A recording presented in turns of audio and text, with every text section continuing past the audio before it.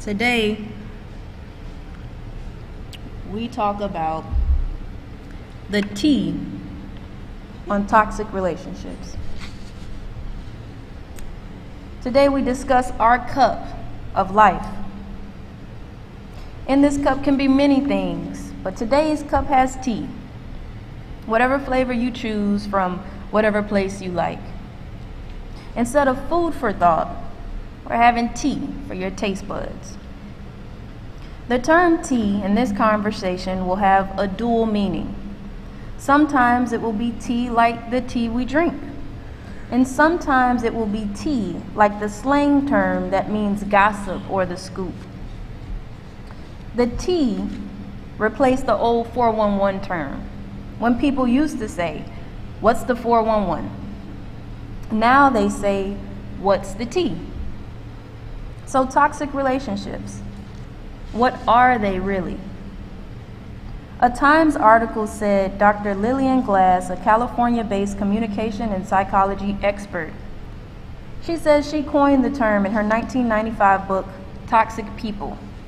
And she defined it, a toxic relationship, as any relationship between people who don't support each other, where there's conflict and one seeks to undermine the other, where there's competition, where there's disrespect, and a lack of cohesiveness. Well, by this definition, it's a lot more toxic relationships in our lives and in this cup than we might have imagined, right? The first thing that came to mind when I read this was my job. I have a toxic relationship with my job. The administration and the officers, they don't support each other, and decisions are made to undermine. There's a ton of disrespect and obviously a lack of cohesion. And I can go on and on and on and on. I think I need a cup of tea. The world keeps burning. Oh, what a day. What a day, what a day. I know many of you could too go on and on like Badu. But many people since COVID are filling these places of employment like before. They're not feeling it. Not many people are rolling with these punches or sticking it out. People are putting themselves first nowadays, and they're realigning themselves with their goals and finding that it just ain't no room for that toxicity in their future. Not for another minute, nor hour, nor day. Now some stay for the meantime and between time, but we'll address that later in our tea talk. We know that toxic tea ain't just at work.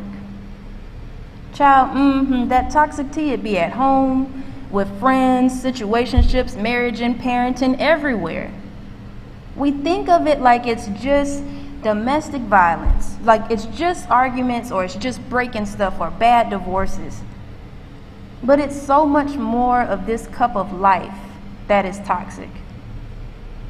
One reason your tea may be toxic is that your water may not be good. Water is an essential element. It's not just two hydrogen atoms bonded to an oxygen atom.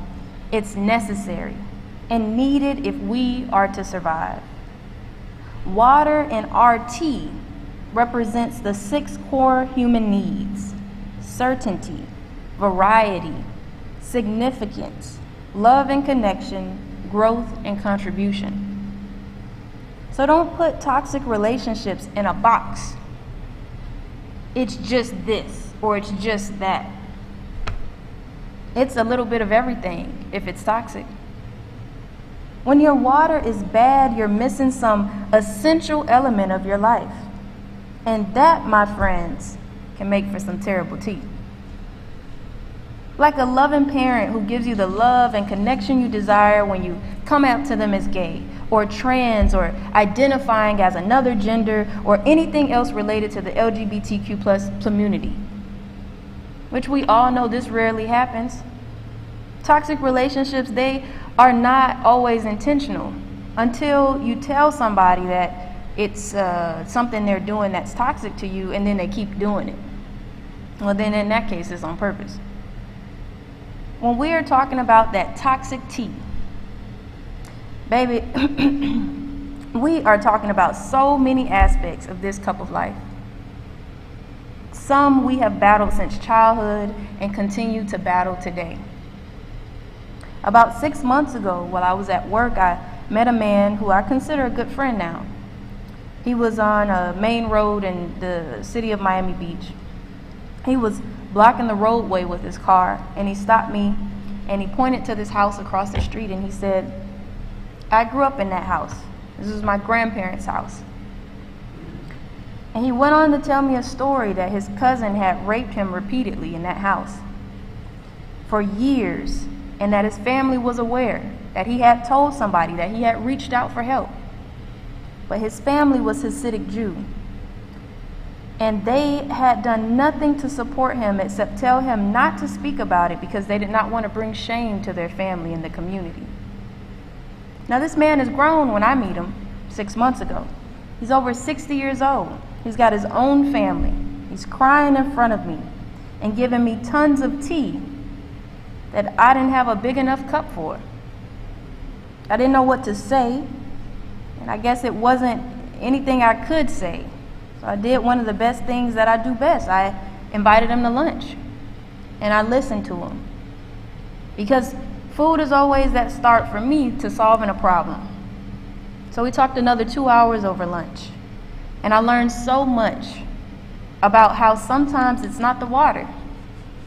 Water can make your tea bad, but sometimes it ain't that. Sometimes the tea to water ratio is off.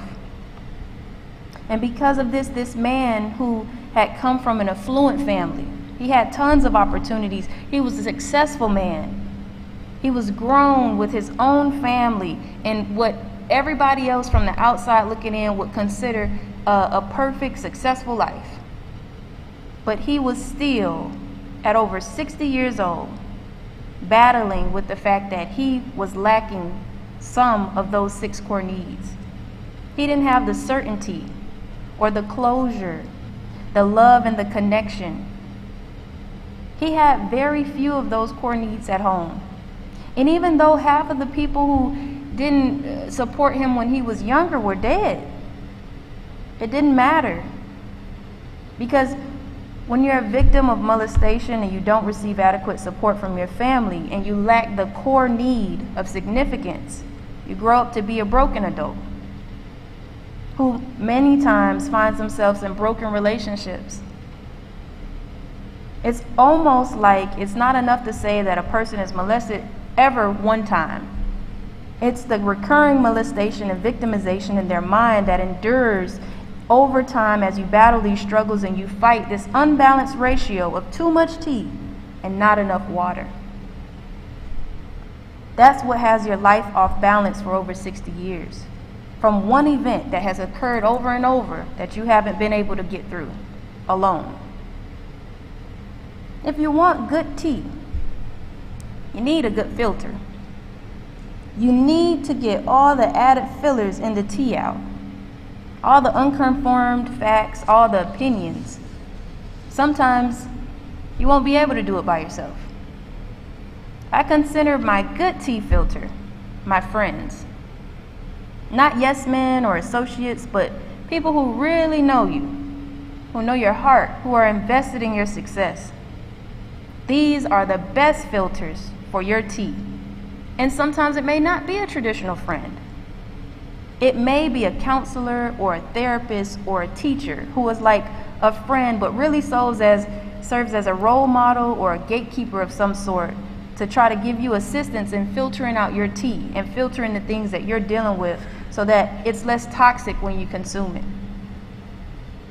So at this juncture, we can see toxic relationships can be with people, places, and things. The root of toxic relationships can be a variety of things. But I have oftentimes found when toxic relationships are recurring with different people, different circumstances, different places, well, the common denominator is it's you. It's you bringing the same old toxic mess into your new situations. It is you unwilling to put put in the work to address issues within yourself, it is you not using self-evaluation and causing toxic relationships and situations to continue to reoccur in your life. Now this is some tasty tea. The best tea I have ever had is from a Lebanese place. It's Turkish black tea. They serve there. I like the tea so much that I watched it made one day. And as I watched the process it took to get the tea just right, I learned that my tea at home didn't taste the same because I didn't go through the same stuff to make it. I skipped the process. We do that a lot. I know I'm guilty for it. We want things, but we want to skip the process to get them. And then when we don't get them, we blame others or circumstances or something outside of ourselves when truly we are the problem. We are the ones toxic to our own goals. We are the ones trying to get the best tasting tea for half the price. The tea is that over time, toxic relationships are a reflection of yourself, and to stop getting into them, you must start with yourself. We don't always have a choice in falling into these toxic relationships and situations, but we do always have a choice to get out. Sometimes we may need some assistance, but don't ever be fooled in thinking you're alone or that no one cares or that no one will be there if you even mutter a word about the toxic stuff you're dealing with. I'm certain someone who cares about you will be there. A wise woman once said, it's rare to have a circle where you can give support and receive support. But if you're here, you have that. If you're here, you are supported. We are here for you and you are loved. Finally, you need to know your tea's temperature, your boundaries, and limits when it comes to relationships in your cup of life. For you, a high-stress job may be exciting and new every day. For me, it's exhausting and overwhelming, but I know that about myself. So share with me, in person and at home, what toxic situations have you been dealing with? What is the highest temperature of that tea you're willing to take before you toss it out? At this time, if you have something you'd like to share, please feel free to come up. I'm going to pull up the chat so I can see what people are saying at home.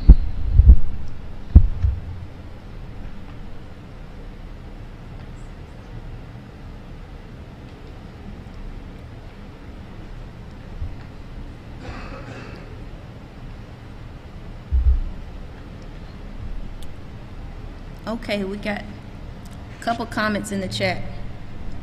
Someone says some past relationships. Someone says passive aggressiveness. Let me type in the question. What toxic situations have you been dealing with?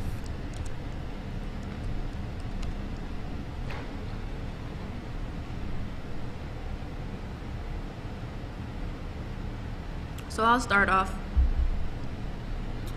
A toxic situation that I've been dealing with is work, like I shared earlier. But it's a give and take because all toxic situations you can't just jump out of, so it would be nice to just quit, but life just don't work like that. So I have to manage the situation as I try to work myself into a better, more healthy relationship with the new job.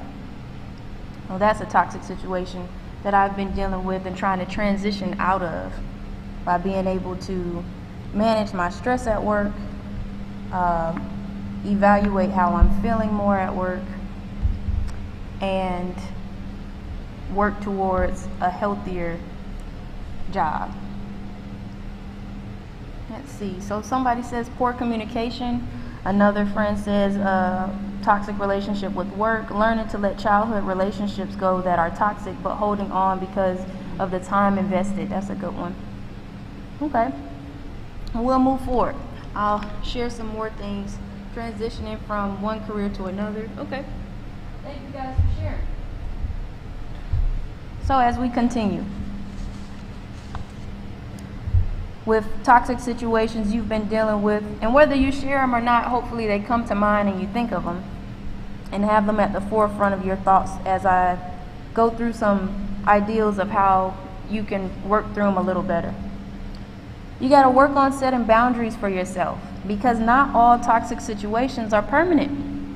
Anyone who's been married or dated someone a while can probably attest that in a relationship you will have ups and downs. Sometimes stuff can get toxic, real toxic, but that does not mean it's not salvageable. Now, if it's toxic to the point of no return, then honey, don't let that tea steep too long. Know yourself and know your boundaries so you can cut off all you don't need in your cup of life. Communication is key, not just with others, but with yourself. Understanding how you feel and validating those feelings and accepting them for what they are and where you are right now. Don't be afraid of change, and don't be shamed if you find that this tea tastes bad, because it just ain't the tea for you. People use words out of context when they're at the end of a toxic cycle. Everybody wants to pull out a word and overuse it, like, oh, this person was a narcissist, that's why I had to leave, or this is a controlling environment, or this person's controlling, etc. They come up with all sorts of terms that you'll get popularity, it'll be on the rise one day and low another day for breakup season or whatever the case may be. But every time, what you don't ever hear somebody say is, I was or I am in a mutually toxic relationship. We together are toxic to each other. If somebody said that or addressed you as they talked about their toxic circumstance, then they'd be taking full responsibility and accountability for their part in that toxic cycle. Yes, I might have married a wealthy man or an NBA player and lived in a large home. And I may be financially stable and my children are afforded the best opportunities in life. But I did that at a cost, which is that I may deal with a cheating spouse who I don't really have a relationship with or may not like being with. But I understand that that is the situation I've agreed to. And even though this situation is toxic, I stay because I want more for my children than I could provide. But then again, that's still an example of codependency, which is always a sign that a relationship is toxic. Like a moth to the flame, you attract what you are. And maybe you're not toxic. Maybe you just can't say no to the tea. And what you don't realize is that the tea has poison in it. You wonder why you're staying sick all the time, and why is because you keep keeping yourself involved with the latest tea. On social media all the time, consuming nothing but bad news, or watching the news all the time, consuming nothing but negative energy because the news never has anything good to say. Everywhere you're turning, you're opening yourself up and making yourself more available to be affected by more toxic tea. But understand, you have to get those gatekeepers in place. You've got to get people around you who can assist you, because everything ain't for everybody, and tea ain't no one size fits all. So we discussed toxic relationships, where they come from, and why some people have a steady supply. But what can we do to cultivate healthier relationships and avoid toxic ones as we move forward? Well, to cultivate healthier relationships, we need to focus on the following when making new connections, meeting new people. A SCL Health article says that first you need to stay true to who you are. That's number one. When you want to cultivate a healthier relationship, you got to stay true to who you are. Second, you need to be open and honest from day one. Next, you need to practice empathy for the other person. Communication is key. You need to be reliable and consistent. Set boundaries where you need them. And finally, it has to be fairness and reciprocity. Okay, I see now. To avoid toxic relationships, we need to focus on what is in our control. So that's the secret recipe to some good tea, huh? I get that we want to know the tea. It's natural. We all desire to feel a part and in the know of what's happening with the things that interest us and the people that we care about. Yet we must understand that too much of anything is bad for us. We don't need to be so involved in our friends' tea that we're addressing someone for them or on their behalf. We got to set those boundaries. We don't need to be in our children's relationships fighting their significant other for them. We don't need to be telling our kids how to raise their kids. We don't need to be in nobody's tea but our own. Because again, tea just ain't one size fits all.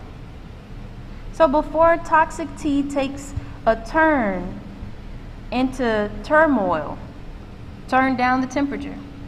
Look to these ingredients on a cup of life you will enjoy and be satisfied with more than the cup that you have today.